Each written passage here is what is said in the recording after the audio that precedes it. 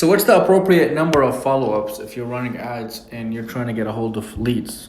You're running them, you're trying to set appointments with them. Let's go over that. And this was based on me having a conversation yesterday with one of my clients, and he was surprised as to what it takes to book appointments and follow up sometimes, having a tight-end system. And so he was basically saying they'll come in, I'll call them once, they might not answer, and then I'll call them later and then send a text and maybe send them a couple of pieces of content. And then I was like, that's good.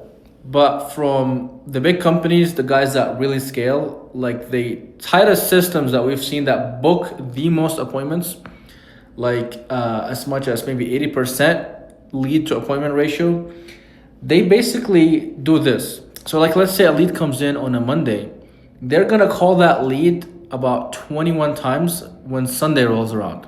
So that means they're gonna text once a day, and they're going to call morning, afternoon, and an evening and double dial. And here's the interesting takeaway, is that whenever you're reaching out to these leads, I was like, man, could that be like a bit too much following up and just calling them? But whenever they pick up the phone, they're in a thankful state. They're like, thank you so much for following up with me. I appreciate the consistency. I've just been so busy, haven't had a chance to get to this, but I appreciate you in just being consistent and getting a hold of me. And I just thought to myself, I was like, that's interesting.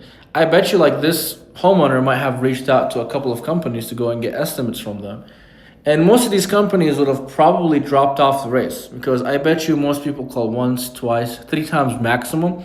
So by the time we get a hold of them, we're pretty much the only one in the race giving them an estimate, and all other companies have just dropped off. So it's a huge competitive advantage, but you just have to stick to it.